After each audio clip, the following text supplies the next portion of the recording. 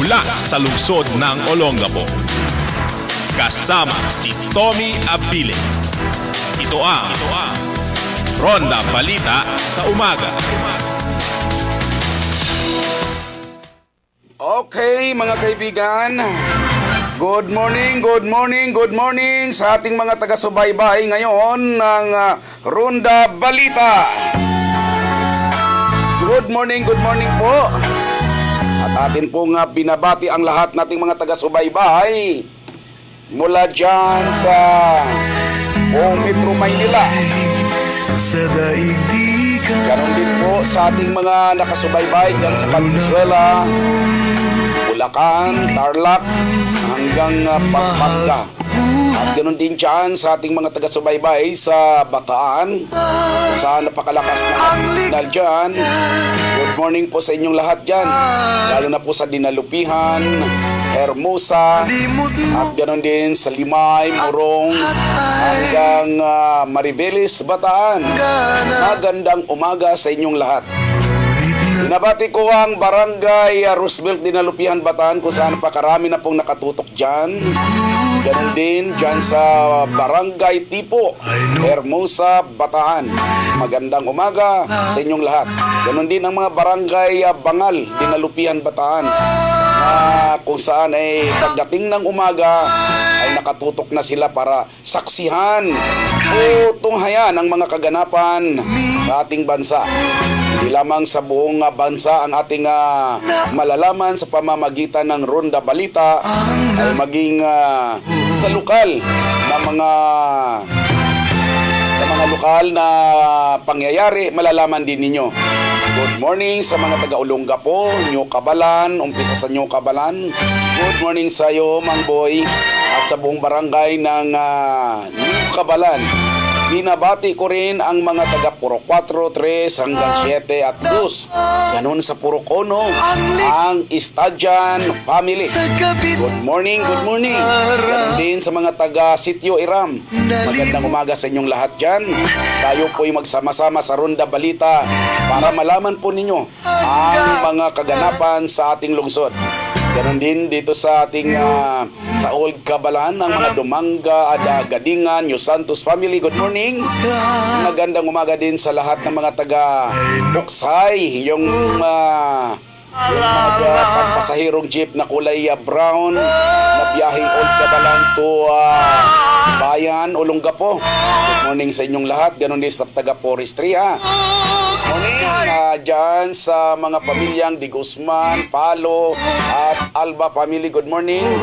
Yan naman sa Pinuit Road sa Forestry naman, yung Apak, Tugadi, Munong family. Good morning sa inyo. Keno family, Dumangas, Yusanta, ayang pamilyang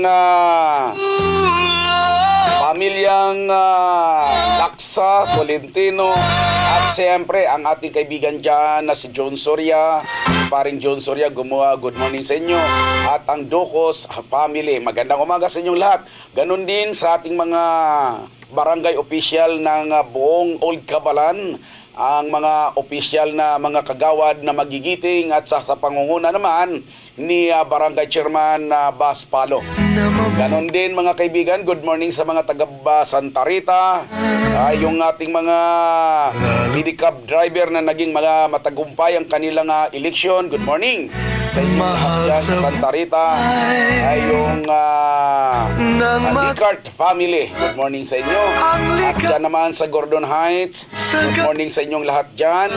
Good morning naman dito sa Barangay West Bakbak hanggang dyan sa East Bakbak, sa pamilyang Mayor kay Nanay Floring. Nanay Floring, good morning sa inyo dyan. Kumusta ang inyong pagpapakain ng mga tricycle driver? Ganon din sa Banikain, good morning ang ating kaibigan dyan na si Wilfredo Magpayo. At ganon naman sa lahat nating mga kaibigan sa lahat ng barangay, Kalalaki, Asinan, Wistapinak, Istapinak, Banikain, New Kababae, hanggang Kalaklan at Mabayuhan, hanggang Gordon Heights. Yan mga Kalamba family, good morning sa inyong lahat dyan. At siyempre naman ang yung iba pang mga taga-subaybay, lalo na dyan sa Subic. Good morning sa inyong lahat. Ganon din sa San Marcelino, Castillejos. Good morning sa inyong lahat hanggang San Antonio, San Narciso, San Felipe, Kabanggan at Butulan. May bag na bigat na kayo mga apo, ating mga kababayang mga Ilocano, at doon naman sa mga ating mga kababayang mga Sambalinyo, maganda yalo kayo mo kaganawahan. At maupay na aga naman sa ating mga kababayang Waray. Mayong buntag sa mga naminaw nananaong mga Bisaya. At salamalaikum sa mga kapatid na mga Muslim. At mayapa baki kayo nga naman sa mga kapangpangan. Mayad nga temprano sa ating mga kaibigang mga kuyunin. At siyempre, hindi pa huhuli ang ating mga kababayan, mga Ilonggot-Ilongga. Mayong aga sa inyong tanan, mga Ilonggot-Ilongga, sa nanandito ngayon sa buong Central Luzon na naaabot ng ating programang Ronda Balita. Good morning sa inyong lahat. Samahan nyo ako para sa Ronda Balita, para sa inyong kabatiran sa mga nagaganap na mga dito sa ating bansa. Yan po mga kaibigan, at ngayon naman sa ulo ng ating mga balita, Pangulong Noynoy, huwag na raw mag-deny, aminin na ang pagkakasala nito ayon kay Bongbong Marcos. At resignation cake para naman kay Pangulong Noynoy Aquino, maghahandog bilang handog sa kanyang kaarawan ngayong araw na ito. At ngayon naman ay si Purisima di pa umano lusot sa kanyang kinakaharap na kaso. Sa iba pang mga ulo ng mga balita, Pangulong Noynoy Aquino ipagdasal na lamang para maiangat ang ating bansa. At sa iba pang balita, BBL ang itong bansang Muro, itong batas ng Bansamuro na ito, kung ito'y itutuloy, ito yung bansang Muro Basic Law, kapag naipasa yung mga MILF na pumatay sa 44 ay magiging pulis na. Samantala mga kaibigan, sa ulo ng mga balitang lokal na dapat matunghayan ng ating mga kababayan sa Olongapo, coal plant na itatayo sa Subic, aprobado na. Illegal quarry sa Subic ay pinahuhuli ni Mayor J. Conghon. At business sector sa Olongapo pumalma sa Patakarang Paulino hinggil sa escape payment. At ang kilos protesta ngayon ng manggagawa sa SBMA ay ikinakasana. At ang nasabing kilos protesta sa SBMA ay dadagsain ng higit sa 500 manggagawa. At ang panghuling balitang lokal, isang medyaman na adik inundi na ng iba't ibang media organization dahil nahulihan ito ng akto na nagsasyabo. Yan po mga kaibigan ang mga ulo ng ating mga balitang lokal na dapat ay tutok lamang po kayo at huwag po kayong hihiwalay para hindi po ninyo makaligtaan ang mga balitang ihahatid ng Ronda Balita. Okay. Sa unang balita, birthday gift kay Pangulong Noynoy Aquino, resignation cake ang ihahandog. Hindi pinaliligtas ng mga militanteng grupo ang pagdaraos ng kilos protesta bilang regalo sa ika-55 nga kaarawan ni Pangulong Benigno Noynoy Aquino. Ito po'y kahapon na ginanap sa halip na birthday cake, resignation cake ang regalo ng mga militanteng grupo na nagsagawa ng kilos protesta sa Mindula, Manila. Nakalagay ang Noynoy resign now sa isang mock cake na yari sa karton na dinisenyuhan ng mga pintura na binibili na bitbit ng Anak Bayan at ng League of the Filipino Students. Ito yung LFS sa protesta sa Mindula kahapon bandang alas 10 ng umaga. Hiniling ng nasabing grupo na magbitiw na sa tungkulin si Pangulong Benigno Noynoy Aquino kasunod ng isinagawang operasyon sa Mamasapano, Maguindanao na ikinasawi ng 44 na pulis. Yan po ang handog ng mga nasabing militanteng grupo na isang cake na ayon pa kay Anak Bayan National Chairman Vincent Crisostomo na sinasabi nilang yan ay ang Mamasapano encounter ang nagiging irresponsable sa pag-utos sa mga kapulisan. Samantala mga kaibigan, Pangulong Noynoy Aquino ipagdasal para maiangat na lamang umano ang bansa.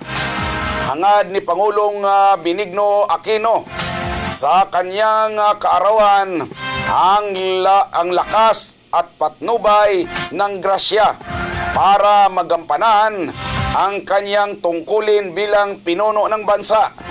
Ayon kay Communication Secretary Sunny Coloma, Setyembre ang nais ng Pangulo, siyempre ang nais ng Pangulo sa kanyang pananalangin ay magkaroon siya ng ibayong lakas at patnubay at grasya ng magampanan ang kanyang mga tungkulin dahil sa mahalagang ginagawa niyang paglilingkod sa ating mga mamamayan.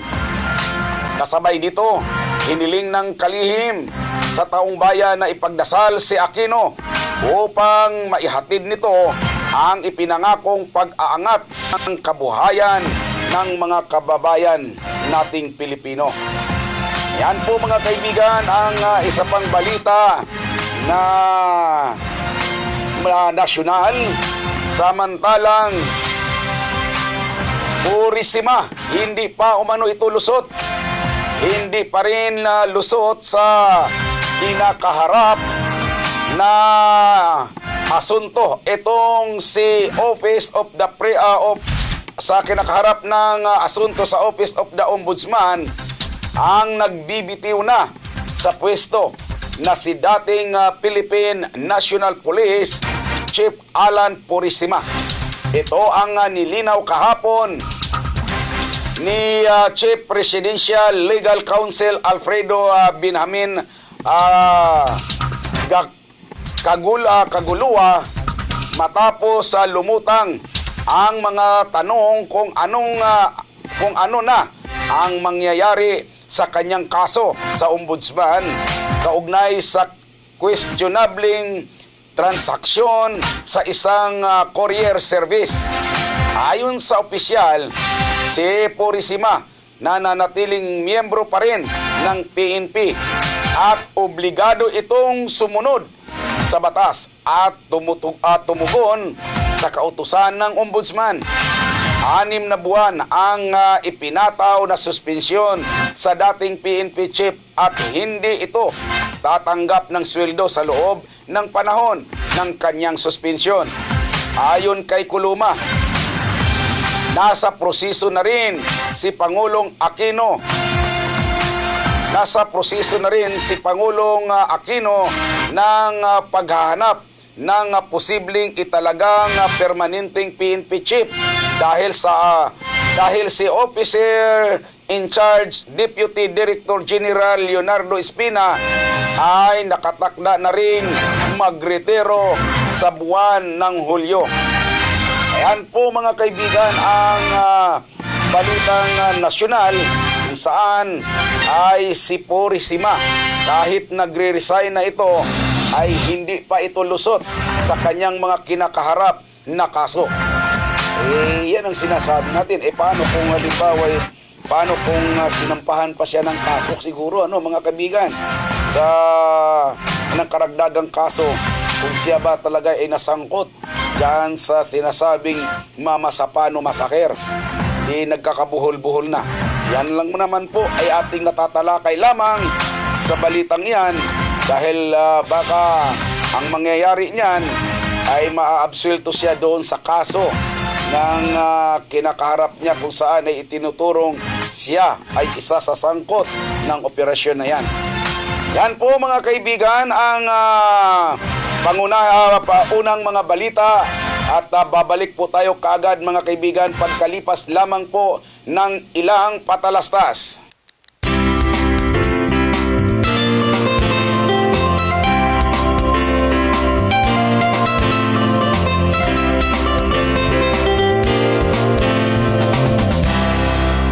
Okay, patuloy po tayo mga kaibigan sa ating mga pagbabalita at balita pa ring nasyonal.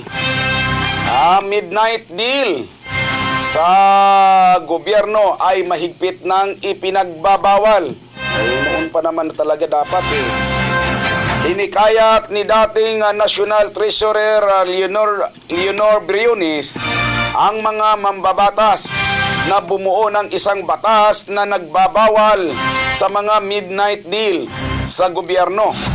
Binigyan din ni Briones ang kahalagahan ng batas na maituturing na isang safeguard upang matiyak na may transparency sa mga kontratang pinapasok ng gobyerno. Ginawa ni Briones ang pahayag kasunod ng paglagda ng COMELEC ng kontrata sa Smartmatic para sa refurbishment ng 82 o 82 na 82,000 present count optical scan or PCOS machine sa mga huling araw sa pwesto ng nagre-retirong si Chairman Sixto Brillantes. Nangangamba si Briones na natutukso sa korupsyon ang mga paritirong opisyal ng pamahalaan. Kaya naman ngayon pa lang ay dapat na silang ma-discourage na. Ay matatandaan na una na ring pinuna ni Senador Coco Pimentel sa pagdinig sa Joint Congressional Oversight Committee on the Automated Election o itong tinatawag na GCOS AAS si Brillantes sa pagsasabing hindi na sila nakikialam sa mga negosasyon para sa refurbishment contract ng PCOS machine. Gayong sa ginawang butuhan ng COMELEC in Bank para rito ay kabilang pa rin ang mga paritirong opisyal. Ngayon nga mga kaibigan, ang isa sa mga ginigiit ngayon ni dating National Treasurer Leonor Briones na dapat makabuo na ng tinatawag na batas ang Kongreso para mapagbawalan na ang tinatawag na midnight deal sa ating pamahalaan. Kung saan ay maraming nasasangkot na mga opisyal ng ating gobyerno. Yan po mga kaibigan ang mga nasyonal na balita. Samantalang isa pang nasyonal na balita kung ano ang totoo, kung ano ang totoong nangyayari sa SAP 44 ayon kay Senador Bongbong Marcos, si Pangulong Noynoy Aquino ay wag na lamang umanong mag-deny. Aminin na lamang. Inimok ni Senador Ferdinand Bongbong Marcos Jr. ang administrasyon ni Pangulong Benigno Noynoy Aquino III na isalaysay na ang tunay na pangyayari sa operasyon sa Mama Sapano na nauwi sa pagkamatay ng 44 pulis. Ayon sa pinuno ng Senate Committee on Local Government, nagkaproblema sa chain of command na una na ring pinuna ni dating Pangulong Fidel V. Ramos. Nagkulang din anya sa ugnayan ang militar at pulisya sa pagbibitiw ni Philippine National Police PNP Chief Alan Purisima. Lalo pang gumulo ang kwento. Nais ni Marcos na mabigyang linaw ang pagbibitiw ni PNP Chief. Sinabi ng Pangulo, sinasabi rin ng palasyo na talagang kausap ng palasyo ng Presidente si Purisima. Wala namang mas mataas kay General Purisima kundi ang Pangulo lamang. Kaya dapat aminin na lamang umano at sabihin na ang totoo para sa ikalilinis ng kanyang pangalan, ika nga kung ano ba talaga ang nangyayari dahil itong pasulpot-sulpot na impormasyon. Baka chismis lang o haka-haka, hindi pwede yan para ipilit na lamang umano ang pagbibigay ng impormasyon na galing sa gobyerno. Giit pa ni Senador Bongbong Marcos. Natatagalan din ang senador dahil sa 2 linggo nang nakalipas, wala pa ring malinaw na salaysay at sinasabing aabutin pa ng higit sa 1 buwan ang investigasyon ng iba't ibang ahensya ng gobyerno na nakikita na rin anya na nakakalito na ayon kay Senador Bongbong Marcos. Dagdag pa ni Marcos, sa gobyerno natin, wag na ninyong i-delay. Ayon kay Bongbong Marcos, habang dinidelay, mas nagdududa na ang tao. Ayan po ang pahayag ni Senador Bongbong Marcos Jr. Ngayong araw na ito, Pebrero 9, inaasahang aarangkada na ang investigasyon ng Senado sa nasabing insidente. Yan po mga kaibigan ang mga hindi kumukupas-kupas na balita hinggil sa 44 na mga SAP komando na napatay sa Mama Sapano, Maguindanao. Sa huling balitang nasyonal, Bangsamoro Basic Law, kapag naipasa na umano ito, yung mga MILF na pumatay sa SAP na 44 na SAP ay magiging pulis na. Yan po ang pahayag ng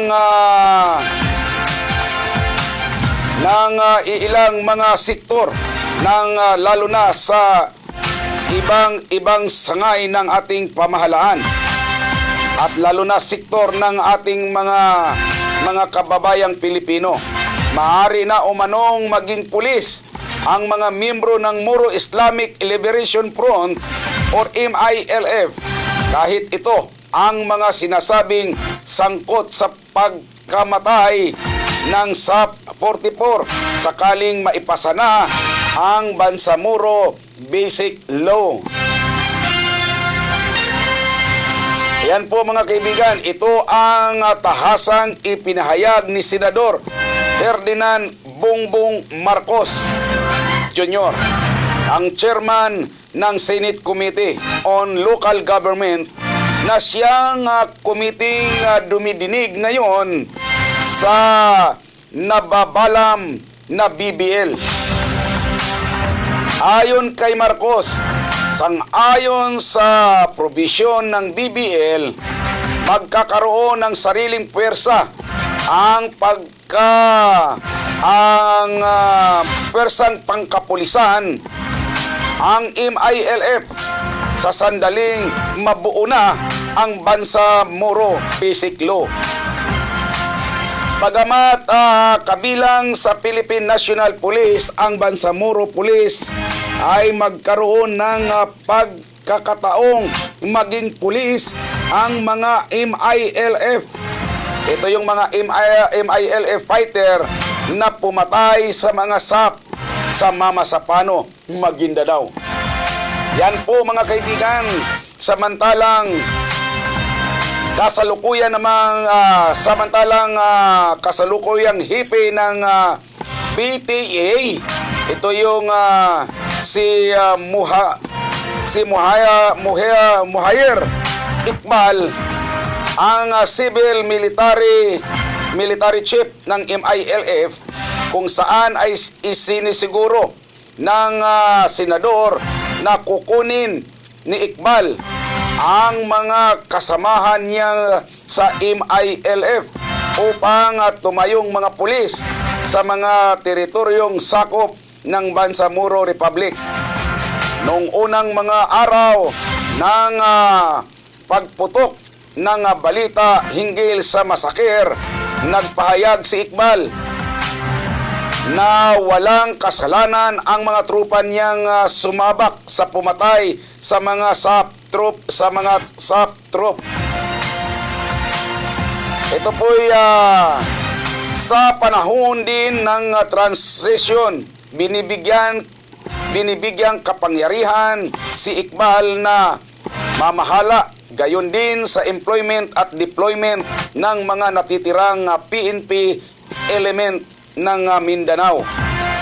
Sa hanay naman ng sandatahang lakas ng Pilipinas, itatayo naman ang isang Bangsamorong Command. Bangsamoro Command, at batay sa Article 11, Section 15 ng BBL, hindi kailangang manumpa pa. Hindi na kailangang manumpa ng katapatan sa Republika ng Pilipinas ang mga miyembro nito. Lilimitahan naman ang galaw ng deployment ng AFP sa mga lugar na sakop ng Bangsamoro ayon sa Article 16, Section 5 at Section 11 at Section 17 of the BBL. Kundi anya kaklaruhin ang mga problematikong probisyon nito ng BBL, lalo na sa usapin ng chain of command. Malaking posibilidad na mauulit ang madugong labanan sa pagitan ng mga puwersa ng Bangsamoro at pamahalaang sentral. Ayan po mga kaibigan, ang pinakahuling balitang nasyonal. Nakakadismaya po mga kaibigan sa ating bigyan po natin ng kunting komento kung ganito na pala ang mangyayari sa ating bansa. Ay parang wala nang saysay ang pagkakapatay sa 44 ng kapulisan. Ay dapat talaga sa aking sariling pananaw, dapat hindi ipasa ang Bangsamoro Basic Law. Dahil nasa kanilang teritoryo na Hindi na pwedeng kukontrolin na ang pagpasok ng mga sundalo sa lugar nila. Paano kung mangidnap lang ng mangidnap yan? Alam nyo naman ang ugali ng mga yan ay puro kidnapping ang ginagawa.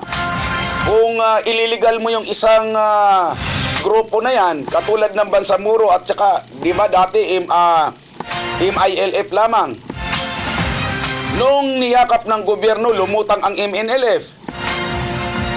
Dati ang MNLF ang terorista. Nung niyakap naman uli ng gobyerno ang MNLF, lumabas naman ang Bangsamoro, freedom fighter. Walang katapusan yan. Kapag niyakap mo uli ang Bangsamoro niyan, may lulutang na naman na ibang grupo na mangingidnap na siyang gagawa ng makaterorismong pamamaraan para makapamiktima at para masuportahan ang kanilang grupo. Ganun po ang mga procedure niyan. Inalimbawa natin. Kasi kung yayakapin na ng gobyerno ang grupong yan, wala na silang kontrolado na, hanggang sa sweldo na lamang sila aasa. Lulutang na naman ang isang grupo na sila na naman ang manghuhostage, mangnakaw at manghuldap. At sasabihin na naman ng grupong niyakap ng pamahalaan na hindi namin yan kaalyado. Nililigaw lamang ang utak ng ating pamahalaan. Kaya dapat talaga huwag nang ipasayan at manindigan na ang ating gobyerno na talagang iisa lamang ang Pilipinas at hindi dapat ibukod ang Mindanao na yan.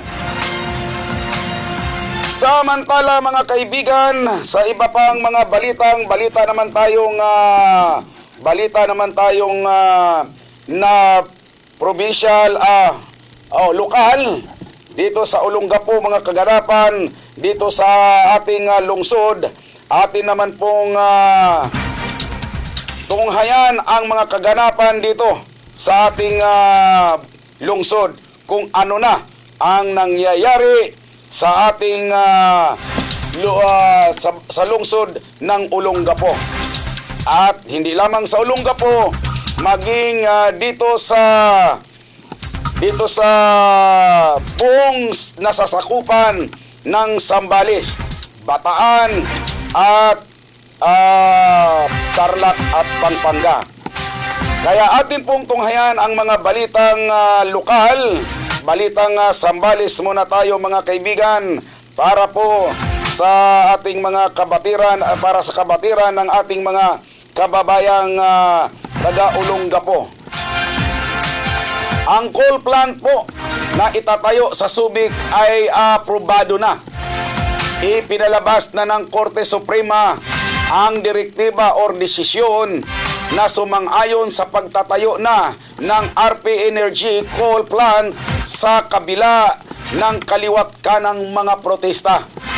Matatandaang itatayo ang coal plant sa may barangay Kawag, Subic, Zambales, na kasalukuyan ng ginagawa ang mga daan nito patungo sa lugar kung saan napakalayo ito sa mamamayan ng Subic, Zambales. Tinatayang mayroong 600 megawatts ang naturang coal power plant na isang proyekto ng Redondo Peninsula Energy Incorporated sa Subic, Zambales. Ang 600 megawatts na supply nitong kuryente ay siyang inaasahan na makakasuporta sa napipintong energy crisis sa ating bansa, kung saan ay nagdeklara pa ang Pangulong Noynoy Aquino ng emergency power hinggil dito sa nasabing energy crisis na pinabura naman ng Kongreso. Yan po mga kaibigan ang balitang lokal. Samantalang balitang lokal pa rin, illegal quarry sa Subic, Zambales, pinadampot na ni Mayor J. Conghon. Ayan po mga kaibigan ang isa pang balitang Zambales. Hindi umabot ng isang araw ang operation ng illegal quarry sa barangay Naugsol, Subic, Zambales noong araw ng Biyernes na mapanood sa Ronda Balita sa TV22 ang pag-ooperate sa barangay Naugsol na Subic, Zambales na illegal quarry na ginagamit pa ang pangalan ng alkalde na si Mayor J. Conghon. Alas 5 ng umaga nang mag-umpisa ang pagkakwari at nakapagkarga ito dakong alas 7 ng umaga. Subalit nang maibalita dakong tanghali na po ay pinahuhuli na ito ni Mayor J. Conghon dahil hindi nakarating sa kanyang kaalaman na mayroon palang quarry na nag-ooperate sa kanyang nasasakupan. Ayon sa taga-DENR, tinawag din umano sa kanila ang nasabing operasyon. Subalit hindi umano nila ito saklaw dahil desisyon ng lokal na pamahalaan ng Subic kung panghintulutan ba silang magkwakwari sa nasabing lugar. Samantala mga kaibigan, balita nahatid naman ni Ding Grabo, patimpalak ng mga kabataan sa Barangay Barito, Tagumpay. Ding, good morning. Good morning, Tom. At magandang umaga na rin sa ating mga tagapakinig sa TV22 at sa DWGO. Okay. Nagdaos ng search for Little Miss Beach Bash ang BFW o Veterans of Foreign Wars of the United States na ginanap sa Driftwood, Barangay Barreto, Olongapo City noong Sabado at 7 ng Pebrero, dakong alas 6 ng gabi. Sa isinagawang patimpalak, Tom, ng mga batang babaeng edad 7 hanggang 10 taong gulang, nagtagisa ng talino ang mga kalahok na mga chikiting. Bawat isa sa kanila ay nagpakitang gila sa entablado sa pagpapakita ng kanilang galing sa pagrampa. Base sa kala ng tatlong mga judges na sina Mike Bertolaso, nakasama nating reporter, Miss Charlene Manlangit at Miss Abigail Butid, kasama na ang naging tabulators na sina Madam Evelyn Villamor ng Barangay Barreto at Edwin Acosido na taga-Barangay Barreto rin. Naging best personality ay ang batang si Almarie Jane Mejo. Best in casual wear naman ay napunta kay Angel Kim Generalao. Best in talent naman at best in longgaw naman ang napunta sa batang si Rohana Benavides. Samantalang naging first runner-up naman si Kay Villanueva at second runner-up ang batang nakakuha ng best personality na si Almarie Jane Mejo. Lalong naging maingay ang paligid sa paghihiyawan ng mga manonood nang i-announce na ng MC ang nakasungkit ng corona bilang Little Miss Beach Bash 2015 na walang iba kundi ang batang si Rohana Benavides. Okay. Yan ang nakalap nating balita mula sa Barangay Barreto. Tom, ako si Ding Grabo para sa SBC News TV22 at DWGO. Yan po mga kaibigan ang balitang hatid ni Ding Grabo at maya-maya konti po mga kaibigan atin pong tawagan uli yan para wag ninyong ibaba yun, wag ninyong yan na lamang po ang linyang gagamitin ninyo para kay Mike Bertudaso para sa paghahatid ng kanyang balita. Samantala mga kaibigan ay business sector sa Olongapo ay umalma na sa Patakarang Paulino hinggil sa escape payment. Nagpupulong-pulong na ang mga business sector dahil sa harassment umano ng Administrasyong Paulino hinggil sa paniningil ng escape payment sa kanila mula taong 2005. Ayon kay Mrs. Mahusay, ayaw ipalantad ang tunay niyang pangalan. Handa siyang lumabas sa lansangan kung magkakaisa na ang mga negosyante sa Olongapo dahil sa panghaharas na umano ng administrasyong ito. Tulad ng paghahanap ng mga resibo mula pa ng 2005 at hindi naman umano nila ito na itatabi at nagkaroon pa ng pagbaha kaya hindi na nila ito nakikita. umaabot sa 97,000 umano ang kanyang babayaran sa escape payment na siningil ng city planning sa kanila. Laking gulat na lamang ng ginang na umaabot sa ganong kalaki ang bayarin samantalang hindi naman sila umaabot ng 10,000 kada buwan sa kanilang kuryente. At papaano umano sila aabot sa 97,000 ganong kalaki samantalang 2 buwan pa lamang kung hindi ka makakabayad ng kuryente ay puputulan ka na kaagad ng PUD dati.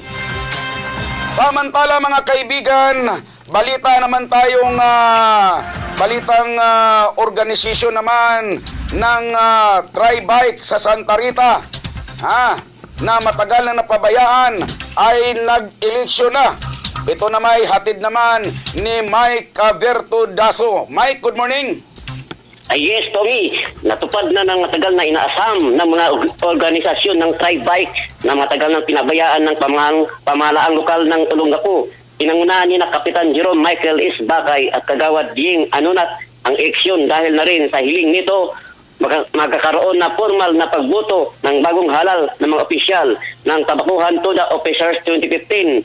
Ayon kay Kapitan Bakay na namamagitan lamang sa mga layunin nila at handa naman na susuporta sa mga bagagawing aktibidad ng Tri-Bike Association. Yan ang nakalap nating mga balita mula dito sa Tabakuhan, Santa Rita. Ako si Mike Bertun para sa SBC News, TV22 at DWGO. Yan po mga kaibigan ang hatid na balita ni Mike Bertudaso hinggil sa matagal nang napabayaang organisasyon ng mga Tri-Bike ay nagdaos na umano ng eleksyon. Kung matatandaan po, yung isa po sa mga miyembro niyan ay nagtungo sa programang Bigwas para isumbong ang matagal na walang eleksyon.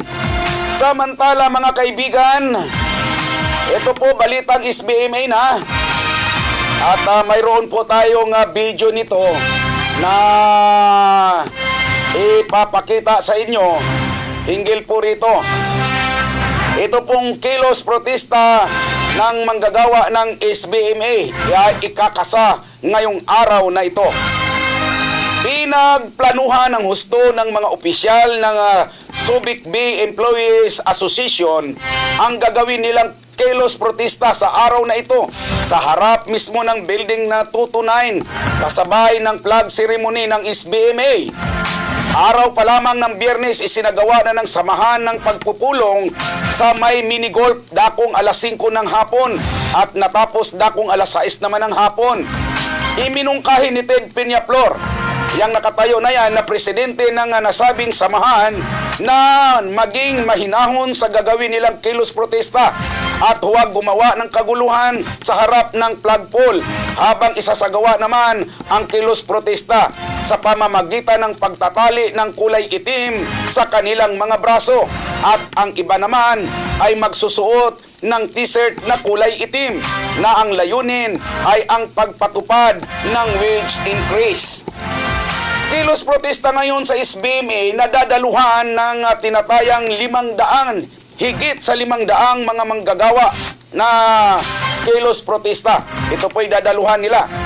Dakong alas 7 ngayong umaga, sa araw na ito, mag-a-assembly na ang grupong Subic Bay Employees Association sa may mini-golf course at alas 7:45 ay dahan-dahan na silang magmamarcha patungong Building 229 sa harap mismo ng flagpole na kung saan ay pangungunahan ni Ted Peñaflor, presidente ng nasabing samahan. Susuportahan naman ang mga manggagawa na magmumula sa iba't ibang departamento tulad ng Seaport Department, Airport, Public Works Group Maintenance, Regulatory, Ecology, Law Enforcement Department at ng mga kontraktual na tinatayang higit sa 500 na mga workers ang makikiisa upang ipanawagan sa pamahalaan na taasan na ang kanilang sahod na matagal nang napag-iwanan mula pa noong 2005. Ayon kay Ted Peñaflor na napakalayo na ng kanilang sinasahod ngayon at hindi magkasya sa kanilang pamilya Tulad umano ng sinasahod ngayon ng salary grade 10 na sumasahod lamang ng 12,519. Samantalang dapat ay sasahod na ito ng 17,255. Kaya kulang sa 5,000 ang kulang at diferensya sa sinasahod ng mga ito. Ayan po mga kaibigan ang balitang lokal at isa pa pong balitang lokal na dapat ninyong na wag ninyong kamanghaan at ito'y sa larangan naman ng mamamahayag. Isang media na adik kinundi na ng iba't ibang media organization dahil nahulihan na videohan ito na naghihit-hit ng shabu. Isang komentarista ng radyo ang kinukundina ngayon mula sa iba't ibang grupo ng mamamahayag dahil nakunan ito ng video habang humihit-hit ng shabu sa loob ng kanyang sasakyan sa Puerto Princesa, Palawan. Umani din ito ng batikos mula sa social media sa iba't ibang komento ng mamamahayag dahil sa pagsira nito sa larangan ng media na isang adik na broadcaster. Nakilala ang nasabing komentarista na si Louie Larusa ng DYAC Puerto Princesa, Palawan na inamin naman ng komentarista na siya talaga umano ang nasa video habang sumisinghot ng shabu. Nanawagan ngayon ng mga mamahayag sa buong Metro Manila, sa KBP at sa NPC hanggang sa alab ng mamamahayag party list na bigyan ng kaukulang disiplina ang nasabing broadcaster at bigyan ng kaukulang parusa dahil hindi ito magiging huwaran sa larangan ng mamamahayag. Yan po mga kaibigan ang balitang inyong natutunghayan mula nasyonal hanggang lokal. At nagpasalamat na po ako sa inyo nang inyo po akong samahan sa loob ng isang oras para maiparating sa inyo ang mga kaganapan sa ating bansa. Ako po si Tommy Abile ay muli pong nagpapasalamat sa inyo. Pansamantala po akong magpapaalam. At susunod naman po ang programang Errol Dacami Show. Babalik po ang inyong lingkod akong alas 9 ng umaga hanggang alas 10 ng umaga. Marami pong salamat sa inyong pagsubaybay sa Ronda Balita. Ako po si Tommy Abile ay namuli pong nagpapasalamat sa inyo. Mabuhay po kayo.